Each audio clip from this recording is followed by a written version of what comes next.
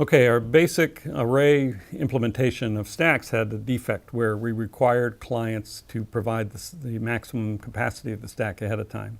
Now we're going to look at a technique for resolving that problem.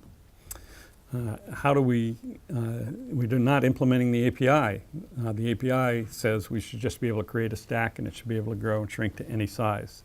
So how are we going to grow and shrink the array? Well, first thing you might think of is when the client pushes the new item onto the stack, increase the size of the array by 1, and when it pops, decrease the size of the array by 1. That's easy to code up, but not worth it because it's much too expensive to do that. The reason is that you have to create a new array, size 1 bigger, and copy all the items to that new array. So inserting the first n items would take time proportional. If the stack's the size n minus 1, it's going to take time n minus 2 time n minus 1. So first n items would take the sum of the first n integers, which we know is about n squared over 2. Quadratic time to insert n items into a stack, that kind of performance is unacceptable for large problems as we will see many times. So the challenge is to do the resizing, but somehow ensure that it happens infrequently. So the well-known technique for doing that, called repeated doubling, is to, when the array fills up, create a new array of twice the size and copy all the items over. Then we don't create new arrays all that often. So here's an implementation of that. We start with an array of size 1. If we have a full stack, which we know by testing n, which is the number of items in the stack, versus the array length, then we just resize the array into one of twice the length before inserting the item. And how do we resize to a new capacity? We create a new array of that capacity and just go ahead and copy our current stack into the first half of that, and then return it. And that will reset our instance variable, which is our stack, to this new bigger array. So the idea and the consequence of this is if you insert n items into an array, into a stack with this array representation, the time will be proportional to n, not n squared. And the reason is that you only create a new array every time it doubles. But by the time that it doubles, you've inserted that many items into the stack. So on average, it's like adding one operation to cost of 1 to each operation.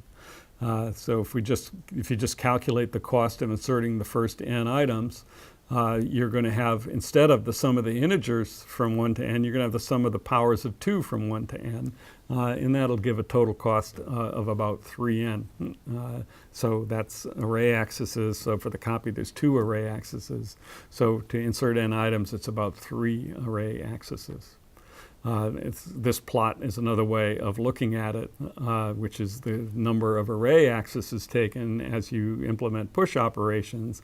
Every time you hit a power of 2, you take that many array accesses, but in a sense, you've already paid for them by putting those items on the stack. So that's called amortized analysis, where we consider the total cost averaged over all operations. And this is a fine example and useful example of amortized analysis to get efficiency in a stack implementation. Now what about the pop? We have to think about how to shrink the array. So you might think, well, we doubled it when it was full. Why don't we cut it in half when it gets to be half full? We don't want the array to get too empty. Well, that one doesn't exactly work because of a phenomenon called thrashing. If the client happens to do push, pop, alternating when the array is full, then it's going to be doubling, halving, doubling, halving, doubling, halving, creating new arrays on every operation, take time proportional to n for every operation, and therefore quadratic time for everything. So I don't want to do that. The efficient solution is to wait until the array gets 1/4 full before you have it. And that's very easy to implement. We just test if the array is 1/4 full. If it is, we resize it to half full. And so then at that point, it's half full. And it can either grow by adding stuff or shrink by subtracting stuff, but there won't be another resizing array operation until it either gets totally full or half again full. So the invariant of that is that the array is always between 25% and 100% full, number one, and number two, that every time you resize, you've already paid for it in an amortized sense by inserting, pushing or popping. So here's just what happens to the array for our small client example. And you can see at the beginning it doubles from 1 to 2 to 4, but once it gets to 4, it stays, once it gets to 8, it stays at that size for a while, even though there's some operations. And it doesn't shrink back to 4 until after there's only 2 items in there, and then it shrinks and so forth. So array resizing doesn't happen that often, but it's a very effective way of implementing the Stack API with an array where the client does not have to provide this maximum capacity of the stack, but still we're guaranteed that the amount of memory that we use is always only a constant multiple of the number of items actually on the stack. So the analysis now says that the average running time per operation for whatever the sequence of operations is, the average running time is going to be proportional to a constant. Now, there is a worst case, that is at the point when the stack doubles, it takes time proportional to n. So it's not quite as good performance as we might like, but it's what the advantage that we get is very fast pushes and pops, just access array and increment it, and very efficient for most operations. And for many, many clients, that's an effective trade-off to make. So what about memory usage? Well, this is the analysis of memory usage for stacks, and it's actually less memory than for strings. The amount used is between 8n and 32n, depending on how full the array is, and just a quick analysis of the amount of space that arrays take in Java. So again, this analysis is just for the stack itself, not for the strings, which the client owns. So what are the trade-offs between using a resizing array versus a linked list? Those are two different implementations of the same API, and the client can use them interchangeably. Which one is better? In many situations, we're going to have multiple implementations of APIs, and depending on properties of the client program, we're going to have to choose which one is the better one to use.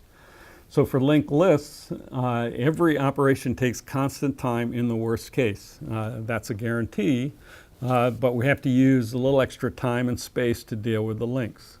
So it's going to be slower.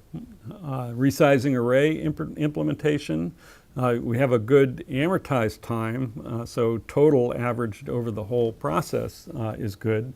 We have less wasted space and probably faster implementation of each operation. And so for some clients, maybe that makes a difference. Perhaps you wouldn't want to use a resizing array implementation at the moment that your plane's coming in for a landing. You wouldn't want it to all of a sudden not implement some operation quickly. If you need that kind of, or maybe in an internet switch where packets are coming through at a great rate, you wouldn't want to be in a situation where you're missing some data because something got slow all of a sudden. So that's a trade-off that the client can make. If I want that guarantee, if I want to be sure that every operation is going to be fast, I'll use a linked list.